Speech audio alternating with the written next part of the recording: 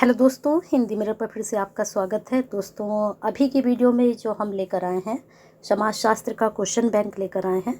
और ये समाजशास्त्र का जो क्वेश्चन बैंक है ये बीए फर्स्ट ईयर के स्टूडेंट्स के लिए है। बीए फर्स्ट ईयर के स्टूडेंट्स की हमारे पास क्वेरी काफ़ी टाइम से आ रही थी, तो सोशलॉजी का हम ये क्वेश्चन बैंक लेकर आए हैं और दोनों पेपर एक साथ लेकर आए हैं। क्वेरी के साथ साथ एक स्टूडेंट हमसे थोड़ा नाराज़ भी थे कि मैडम आपने सेकेंड ईयर के बहुत अपलोड कर रहे हो लेकिन फर्स्ट ईयर का आप कुछ भी कंटेंट नहीं दे रहे हो। तो मैं आपको क्लियर कर दूं कि मैं फर्स्ट ईयर थर्ड ईयर सभी का कराऊंगी, लेकिन धीरे धीरे अब एक दिन में मैं 4 वीडियो तो अपलोड कर रही हूँ, तो उससे ज़्यादा भी मैं कोशिश करूँगी कि आपका एग्ज़ाम से पहले पहले आप तक सारा कंटेंट पहुँच जाए।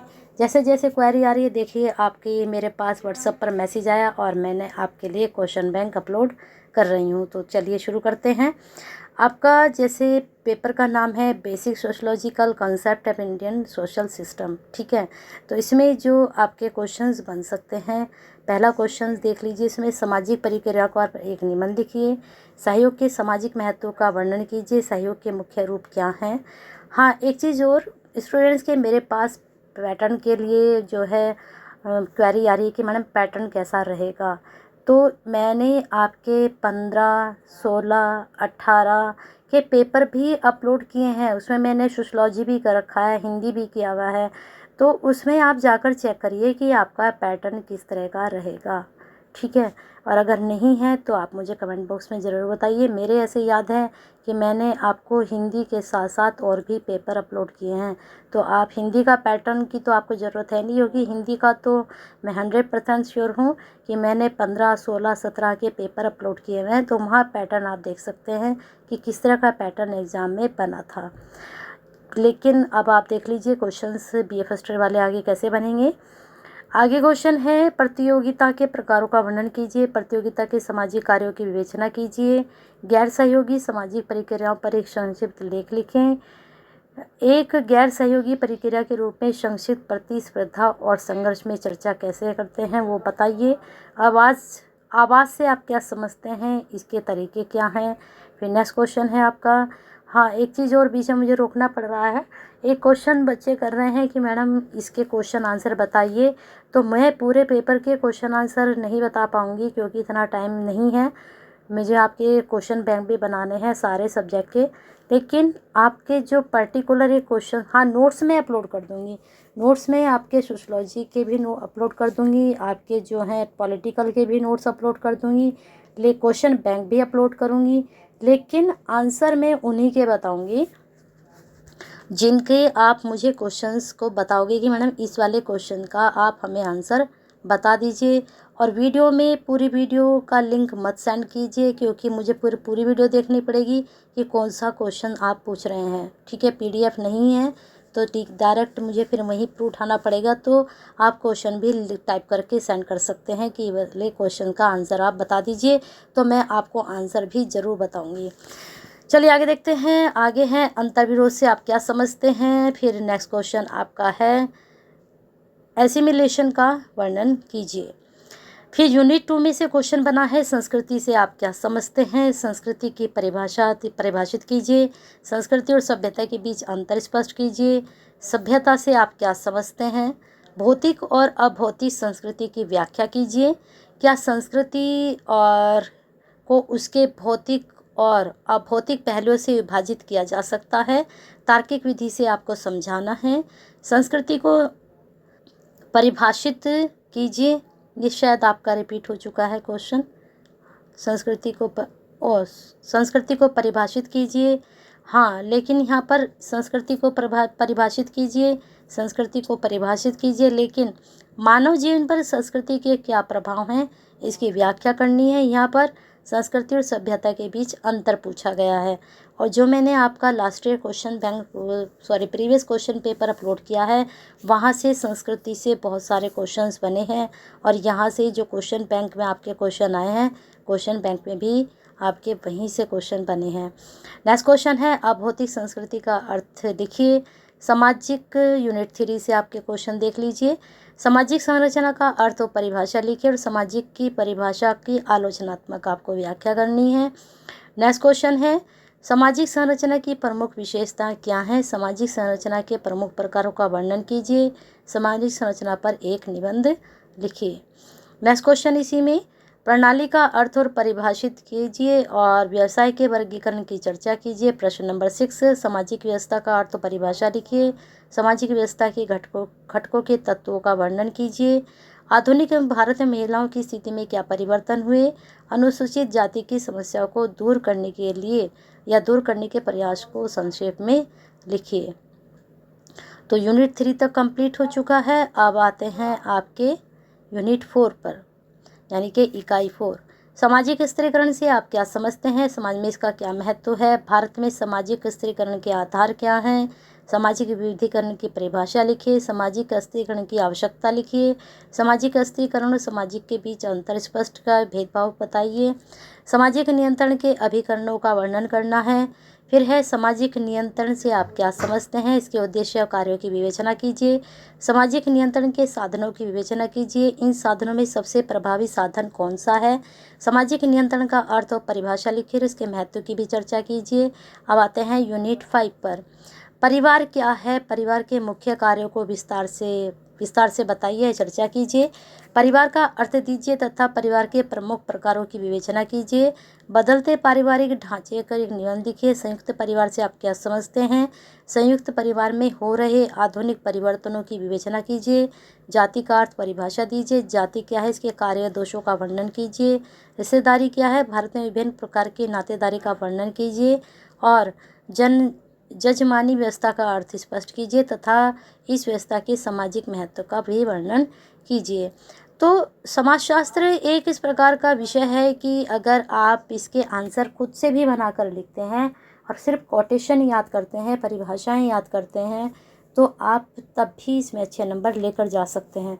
थोड़ा सा बस आपको कंसेप्ट क्लियर करना है और कंसेप्ट क्लियर करके परिभाषाएं याद कर लीजिए। बाकी आप खुद से भी यहाँ पर अटेम्प्ट कर सकते हैं आंसर। चलिए अब आगे चलते हैं आपके पेपर सेकंड पर। पेपर सेकंड में आपके क्वेश्चन किस तरह से बनेंगे चेक कर लेते हैं। एक मिनट, आपका शायद वो पेपर फर्स्ट था,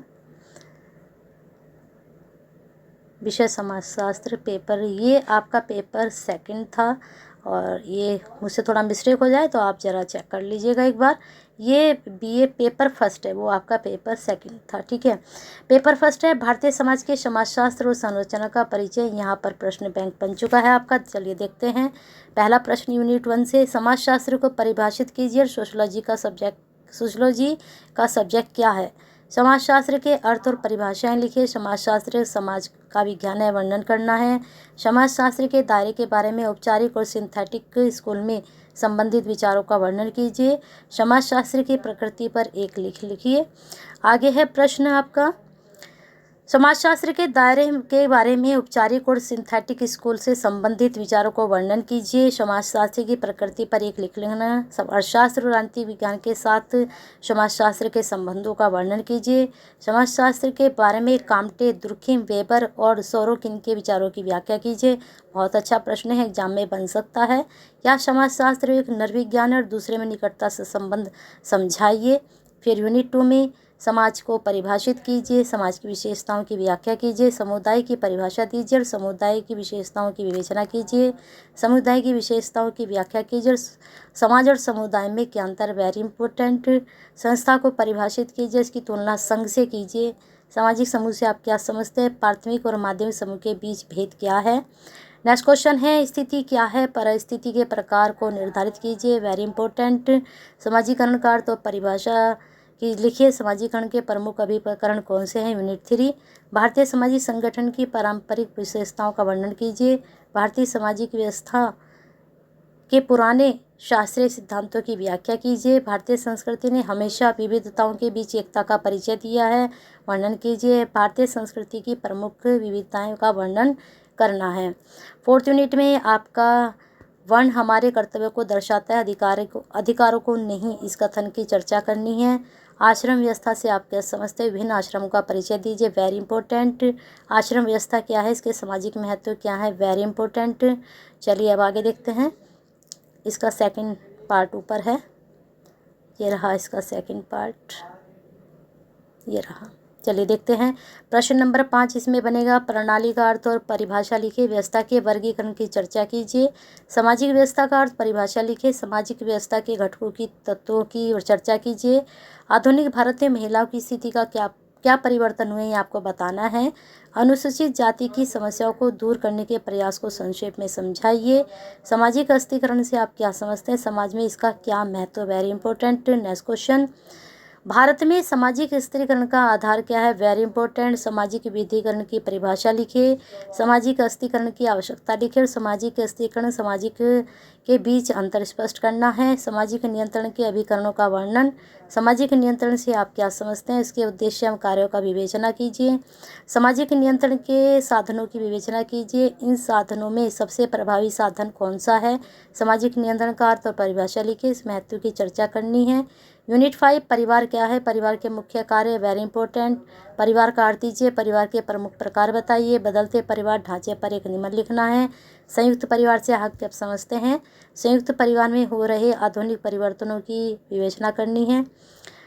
ये शायद हो चुका आपका, 1 मिनट हमने चेक करना पड़ेगा आपका, एक नहीं यहाँ पर हो चुका है। जाति क्या है, रिश्तेदारी क्या है, यहाँ पर ये हमने दोबारा रिपीट कर दिया आपको। ये 5 ये वाली आपके रिपीट हो चुकी है। इसके क्वेश्चंस 4th यूनिट स्टूडेंट, ये जो इसका यहाँ पर ये जो आपका पेपर था, ये पेपर फर्स्ट था, यहाँ पर यूनिट 4 थी और इसका जो हमने सेकंड पार्ट दिखा दिया, ये पहले वाले ही पेपर का हमने रिपीट कर दिया है। आपको इसका सेकंड पार्ट अब हम दोबारा से आपको दिखा रहे हैं। चलिए चेक कर लीजिए किस तरह के क्वेश्चन आपके यहाँ से आगे बनेंगे, ठीक है। चलिए देखिए किस तरह के क्वेश्चंस आपके बनेंगे। वहाँ पर 3 तक हो चुका था। 4th क्वेश्चन बनेगा, भारतीय संस्कृति में धर्म की अवधारणा को वर्णन कीजिए। पुरुषार्थ के अर्थ और महत्व पर चर्चा कीजिए। संस्कार से आप क्या समझते हैं, इसके महत्व का वर्णन कीजिए। विवाह को परिभाषित कीजिए तथा हिंदू विवाह एक धार्मिक संस्कार है, इसके बारे में आपको समझाना है। मुस्लिम विवाह का अर्थ और परिभाषा लिखिए और मुस्लिम विवाह एक सामाजिक अनुबंध है, इसको स्पष्ट करना है। अब है आपके यूनिट 5। अब देखिए यूनिट 5 में किस तरह के क्वेश्चन निकलेंगे। भारत में दलितों की समस्याओं के समाधान के लिए सुझाव दें। दलितों को सामाजिक और कानूनी न्याय प्रदान करने के मुख्य प्रयासों की चर्चा कीजिए। अनुसूचित जनजातियों की समस्याओं के कारणों का वर्णन कीजिए।